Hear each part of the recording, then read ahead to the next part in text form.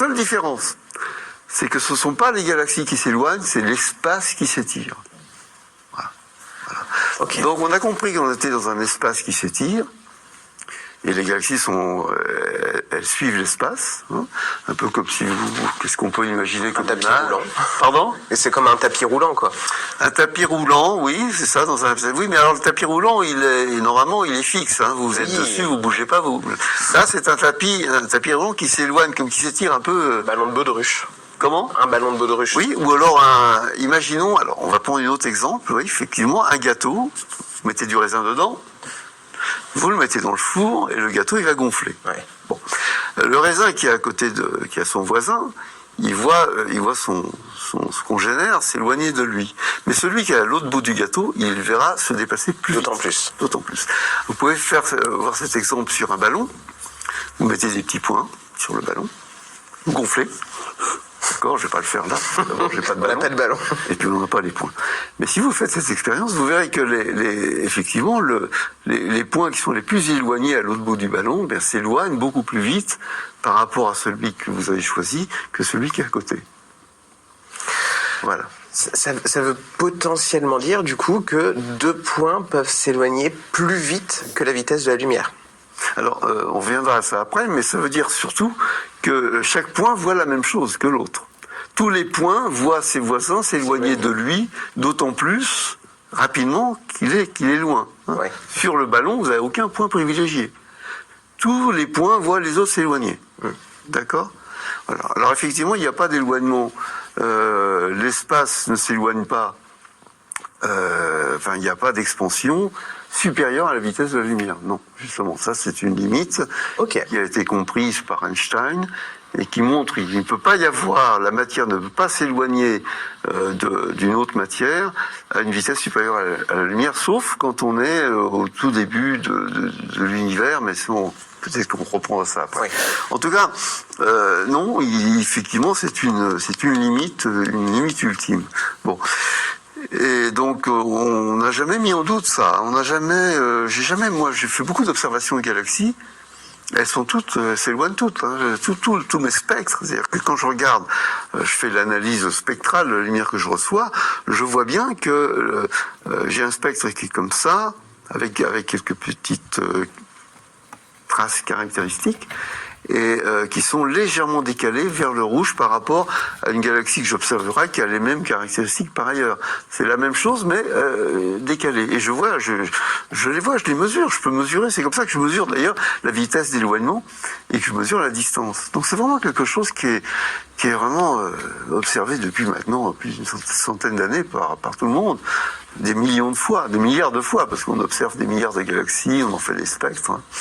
Et donc l'interprétation n'a pas tardé, et les gens se sont dit, mais alors, on va essayer de considérer ce qu'était, puisque ça varie, l'éloignement se fait en fonction de la distance, ça veut dire qu'il y a l'éloignement, il y a une vitesse, donc ça bouge.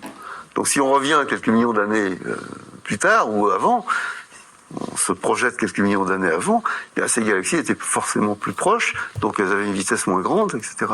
Et donc c'est là qu'on fait de la cosmologie, on peut rembobiner à l'envers le film, hein, comme le plongeur, qu'on remet sur le plongeoir, et en rembobine, ça veut dire que les galaxies étaient autrefois beaucoup plus proches les unes des autres, beaucoup plus serrées, et si on continue ce phénomène-là, d'abord on peut savoir à quel moment tout est réuni, même si ça n'a pas trop de sens physiquement, mais enfin ça veut dire ça. Hein. Et on arrive à ce point singulier, on date d'ailleurs, on dit il faut au moins 15 milliards d'années pour arriver à cette situation-là. Et c'est ça qu'on a appelé le Big Bang. Sachant que aller plus loin n'a plus de sens, on ne sait pas faire, on ne sait même pas quelles étaient les lois de la physique à l'époque. On appelle ça aussi le mur de Planck. Vous avez beaucoup de choses qui sont dites dans la littérature. On a quand même pas mal travaillé depuis les années 20. Hein. Ça fait un siècle maintenant. On a raffiné ça. Et donc c'est comme ça que les modèles d'univers, on les a écrits. Qu'est-ce que ça veut dire un modèle d'univers ? C'est-à-dire on essaye de penser. L'univers est fait de matière. La matière, quand vous la lâchez, elle est attirée par une autre matière. Donc si on regarde ce qui se passe, la quantité de matière va faire que l'univers soit il est fixe parce que tout se tient, soit au contraire il est en mouvement. Et donc vous avez différents modèles d'univers. Vous pouvez avoir un univers qui est en expansion, un autre qui est en contraction, etc. Pour savoir lequel correspond au nôtre, dans lequel on vit, eh bien, il faut faire des mesures précises pour savoir si on est dans un univers qui est en expansion pour toujours ou qui va au contraire revenir sur lui-même, etc. Vous voyez comment la théorie, Ouais. qui se fonde sur des observations préliminaires, l'expansion, le fait que les galaxies se déplacent, eh bien, la théorie donne naissance à différents modèles possibles, et après, il faut encore des observations pour savoir comment, parmi tous ces modèles, lequel s'ajuste le mieux avec ce que l'on observe. Voilà. Là, ces derniers temps, on parle beaucoup de télescopes qu'on a envoyés dans l'espace pour essayer de voir de plus en plus loin. Étant donné que la lumière met un certain temps pour nous venir, en fait, le fait de regarder plus loin, ça nous permet de voir plus loin dans le passé. Est-ce que ces télescopes nous aident à nous faire une petite idée, voire même à mettre des images sur un univers beaucoup plus jeune? Oui, mais c'est ça le but. Vous avez différents télescopes. Les télescopes, vous savez, les observatoires s'attaquent à différents sujets de l'astronomie. Vous avez des gens qui s'intéressent à savoir si la vie est apparue sur Mars.